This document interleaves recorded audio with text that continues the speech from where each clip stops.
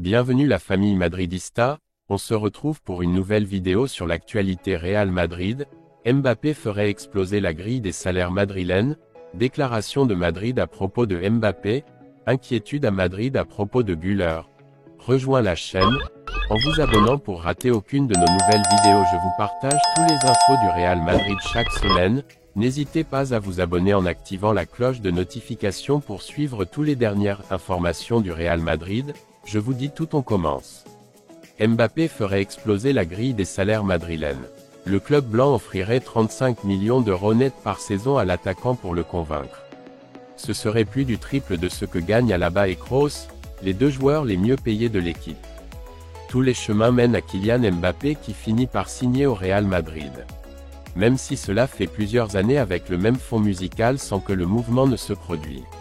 Le fait est que son contrat avec le Paris Saint-Germain se termine le 30 juin et qu'il pourrait quitter la capitale française sans frais de transfert. Maintenant, la prime à la signature va battre tous les records.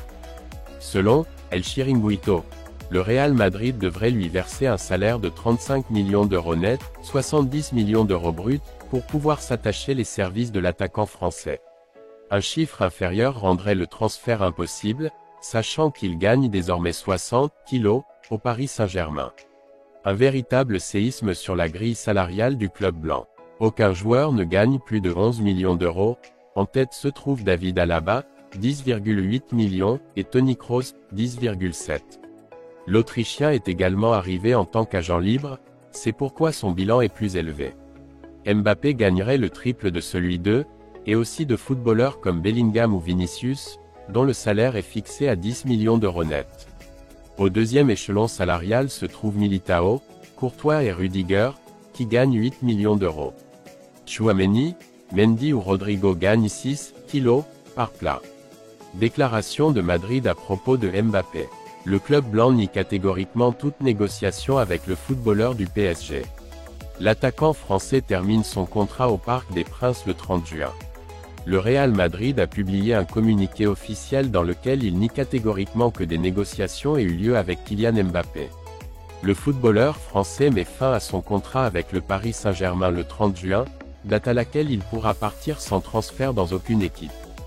Voici la déclaration complète du Real Madrid, compte tenu des informations récemment publiées par différents médias, dans lesquelles il y a des spéculations sur de prétendues négociations entre le joueur Kylian Mbappé et notre club. Le Real Madrid CF tient à déclarer que cette information est totalement fausse et qu'aucune négociation de ce type n'a eu lieu, négociation avec un joueur qui appartient au PSG. Le club blanc reste donc à l'écart concernant l'éventuelle signature de Mbappé en tant qu'agent libre pour le marché des transferts estivales. Rappelons que les négociations entre clubs et joueurs sous contrat en cours sont interdites avant le 1er janvier de l'année au cours de laquelle prend fin la dite relation. Ainsi, Madrid pourrait entamer des négociations avec le footballeur français d'ici 2 mois.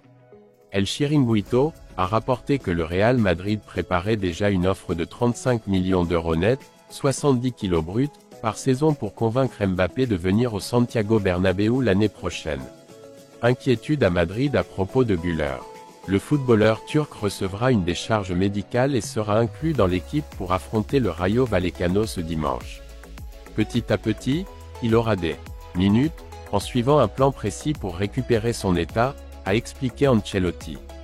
Carlo Ancelotti, entraîneur italien du Real Madrid, a annoncé que la première convocation du milieu de terrain turc de 18 ans Arda Güler, qui n'a pas encore pu faire ses débuts avec sa nouvelle équipe après avoir subi 2 blessures, viendrait contre le Rayo Vallecano. Güler a commencé à s'entraîner avec l'équipe cette semaine, il a récupéré, il lui manque des minutes et demain il sera dans l'équipe, a révélé Ancelotti en conférence de presse. Petit à petit, il aura des minutes, en suivant un plan précis pour récupérer sa condition. Le plus important est qu'il travaille déjà avec les autres et montre ses qualités, a-t-il ajouté. Güler a endommagé le ménisque interne de son genou droit lors de la pré-saison et a dû subir une arthroscopie après que le plan conservateur qu'il avait initialement opté n'a pas fonctionné. Plus tard, alors qu'il était prêt à être convoqué contre Las Palmas, il a subi une blessure musculaire fin septembre.